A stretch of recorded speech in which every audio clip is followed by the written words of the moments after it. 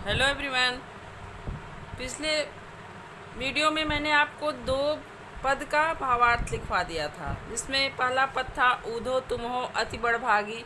उसमें मैंने आपको बताया था कि गोपियाँ उद्धव को व्यंग करते हुए कहती हैं कि हे उद्धव, तुम तो बड़े भाग्यशाली हो, क्योंकि कृष्ण रूपी जो प्रेम की नदी है उसके समीप, उसके साथ रहकर भी तुम्हारे ऊपर प्रेम के छींटे भी नहीं पड़े हैं, और हम तो अज्ञानी, निर्बल और सीधी सादी गोपियां हैं। हमारे ऊपर ज्ञान का कोई प्रभाव नहीं, इसलिए हम तो कृष्ण के प्रेम में ऐसे डूबी हैं जैसे चींटियां गुड़ में लिप्त हो जाती हैं।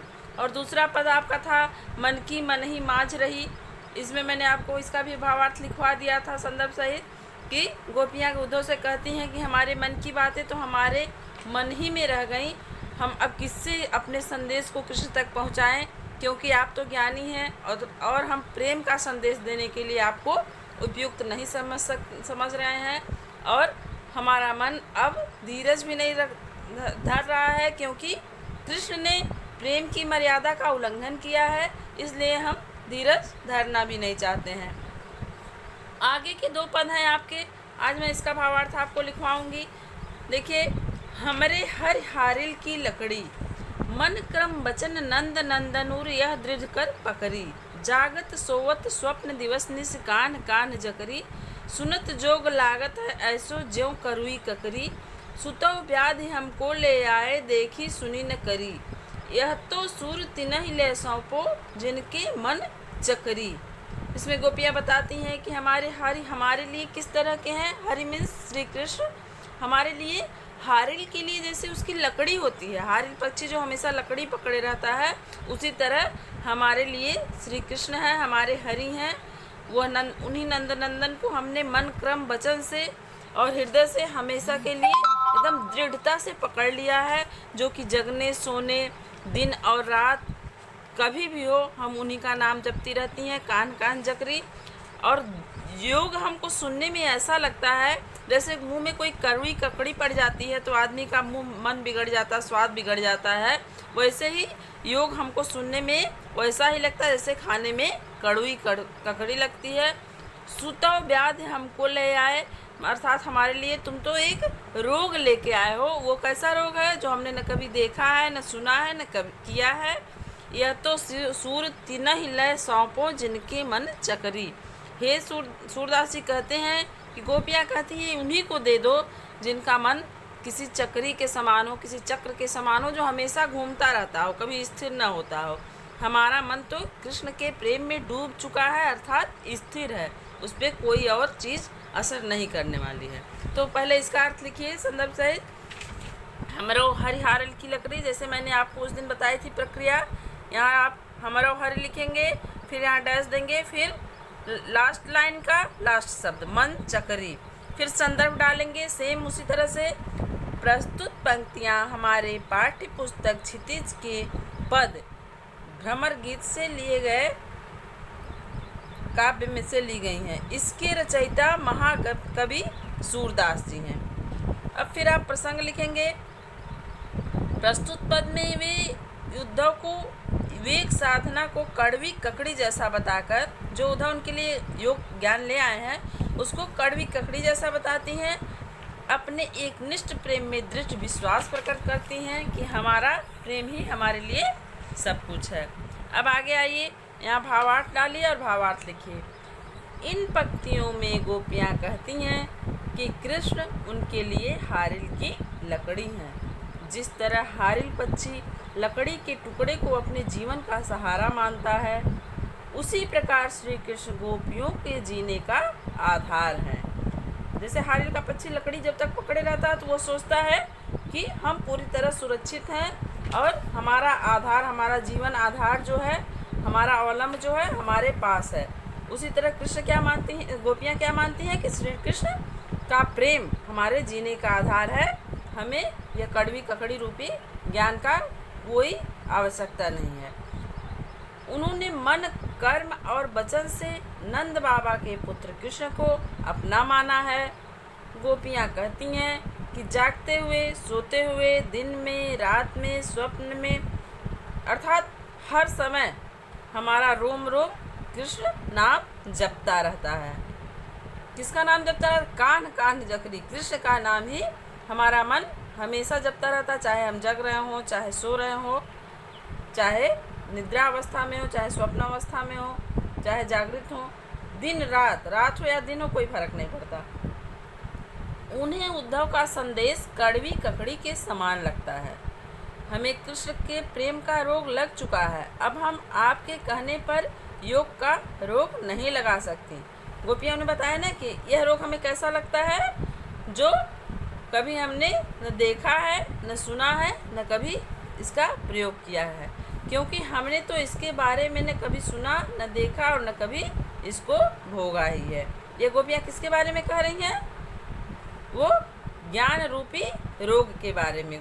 ज्ञान क्या है उनके लिए? रोग के समान है, न देखा और न कभी इसको भोगा है। आप जो यह योग संदेश लाए हैं वे उन्हें जाकर सौंपे जिनका मन चंचल हो, क्यों? चूँकि हमारा मन पहले ही कहीं और लग चुका है, इसलिए हम इस योग को स्वीकार नहीं कर सकते, क्योंकि हमारा मन कहीं अर्थात कृष्ण के प्रेम में डूब चुका है, वहीं स्थिर हो गया। हमारे मन के ऊपर और कोई भी रंग नहीं चढ़ने वाला है, कोई भी जल का आप स्नान कराइए, ये उस पे से ठहर नहीं सकता है, क्योंकि हम पूरी तरह प्रेम में डूबी हुई हैं। बस दूसरे का भावार्थ इतना ही है, इसको आप लोग इसी ढंग से लिखिएगा। इसके आगे आपको लास्ट यानी चौथा पद लिखना है। हरि है राजनीति पढ़ियाए, समुझी बात कहत मधुकर के समाचार सब पाए। एक अति चतुर हुते पहले ही अब गुरु ग्रंथ पढ़ाए। बड़ी बुद्धि जानी जो उनकी जोंग सदेश पठाए। उद्धव भले लोग आगे के परहित डोलत धाए। अब अपने मन फेर पाई हैं चलत जो हुते चुराए। ते क्यों अनीत करे आपुन जे और अनीत छुड़ाए। राज धर्म ते तव है सूर जो प्रजा न जाहि सताए। यहाँ गोपियों के माध्यम से सूरदास जी ने राजधर्म का संदेश दिया है कि राजधर्म क्या होता है। राजधर्म यह होता है कि प्रजा को किसी प्रकार का सताया न जाए, किसी प्रकार प्रजा दुखी न रहे, प्रजा को खुश रखना, संतुष्ट रखना ही राजा का धर्म होता है। और यहाँ गोपियाँ उद्धव से कहती हैं, हरि है राजनीति पढ़ियाए। हरि ने अब राजनीति पढ़ ली है, ये व्यंग्यात्मक शैली में कहा गया है। समुझी बात कहत मधुकर के समाचार सब पाए। यहाँ गोपियाँ उद्धव को भ्रमर बताते हुए कहती हैं, भ्रमर कि हम तुम्हारी बात समझ गए, तुम्हारा समाचार सुन के, और हे भ्रमर, हम तुम्हारी बात सुन के सब कुछ समझ गए। एक अति चतुर होते पहले ही अब गुरु ग्रंथ पढ़ाए। एक तो पहले ही बहुत चतुर थे, बड़े ज्ञानी थे, अब तो बहुत बड़े बड़े ग्रंथ उन्होंने पढ़ लिए राजनीति के। अब उनके ज्ञान की कोई सीमा नहीं रही। हम तो जब वो योग संदेश हमारे पास भेजे तभी हम जान गए उनकी बुद्धि कितनी बढ़ गई है। उद्धव, तुम बहुत भले लोग हो, भले इंसान हो, जो दूसरों के हित के लिए दौड़ रहे हो, लेकिन उस कृष्ण से जाके कह दो कि हमारा मन जो जाते समय चुरा कर ले गए हैं वे वापस कर दे। जब हमारे पास हमारा हृदय ही नहीं है तो हम ज्ञान का संदेश कहाँ रखेंगे, किस हृदय में इस ज्ञान को धारण करेंगे। और हमारा हृदय जो उन्होंने जाते समय ले गए हैं चुरा के, उसे वापस करें, तभी हम इस ज्ञान संदेश को धारण कर सकते हैं। फिर गोपियाँ कहती हैं कि जो खुद ही अनित कर रहा है, अनित कैसे अनित, अर्थात गोपियाँ दुखी हैं। किस वजह से दुखी हैं? कृष्ण के न आने से। ऊपर से दुख, और जो उन्होंने ज्ञान का संदेश भेज दिया, तो वो तो खुद ही अनित कर रहे हैं। वहाँ गए थे किस लिए? अन्याय को खत्म करने के लिए, और हमारे साथ खुद ही अन्याय कर रहे हैं। यही इसका भावार्थ है। आइए मैं बताती हूँ। हरि है राजनीति पढ़िया है, यहाँ हरि है डालिएगा, फिर डैश दीजिएगा, सेम वही सिस्टम रहेगा। फिर लास्ट में लास्ट लाइन का लास्ट शब्द जाहि सताए, फिर संदर्भ डालिएगा। प्रस्तुत पंक्तियाँ हमारे पाठ्य पुस्तक क्षितिज के काव्य खंड के प्रथम काव्य पद, जो कि भ्रमर गीत, सूरसागर के भ्रमर गीत से लिया गया है, उससे ली गई हैं। इसके रचयिता महाकवि सूरदास जी हैं। फिर प्रसंग, प्रस्तुत पद में गोपियाँ उद्धव को ताना मारते हुए कहती हैं कि उनकी कृष्ण ने अब राजनीति पढ़ ली है, और अंत में गोपियाँ उद्धव को राजधर्म भी याद दिलाती हैं। अब आइए भावार्थ देखते हैं। भावार्थ यहाँ डालिए, हेडिंग डालिएगा ब्लैक पेन से, फिर ब्लू पेन से लिखिएगा। गोपियाँ कहती हैं कि श्री कृष्ण ने राजनीति पढ़ ली है।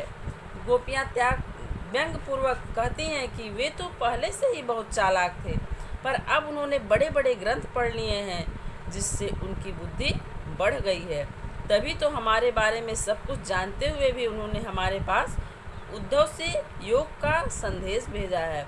उद्धव जी का इसमें कोई दोष नहीं, ये तो बहुत भले लोग हैं जो परोपकार के लिए, दूसरों को कल्याण करने के लिए आनंद का अनुभव करते हैं और हमारे लिए इतनी दूर से चलकर कृष्ण के कहने पर ज्ञान का संदेश लेकर आए हैं। गोपियाँ उद्धव से कहती हैं कि आप जाकर कहिएगा कि यहाँ से मथुरा जाते वक्त श्री कृष्ण हमारा मन भी अपने साथ ले गए थे, उसे वे वापस कर दें। वे अत्याचारियों को दंड देने का काम करने मथुरा गए हैं, परंतु वे स्वयं अत्याचार करते हैं। आप उनसे कहिएगा कि एक राजा को हमेशा चाहिए कि वे प्रजा के हित का ख्याल रखे, उन्हें किसी प्रकार का कष्ट नहीं पहुंचने दे। यही राजधर्म है। और यहाँ कृष्ण क्या कर रहे हैं? गोपियों को बहुत कष्ट दे रहे हैं। किस बात का कष्ट है उन्हें? जो कृष्ण ने उन्हें प्रेम को छोड़कर योग का संदेश भेजा है, ये उनके लिए बहुत ही कष्टकारी है, उनके लिए एक बहुत ही भयानक रोग के समान है। इसीलिए गोपियाँ उनको उलाहना देती हैं कि हम उनको बता दीजिए कि वह अपने राजधर्म के मार्ग से हट गए हैं। बस इतना ही इसका भावार्थ है। आज के लिए बस इतना ही। फिर अगले वीडियो में आपको इसका एक्सरसाइज, क्वेश्चन आंसर करवाया जाएगा। आज के लिए बस इतना ही। Okay, thank you.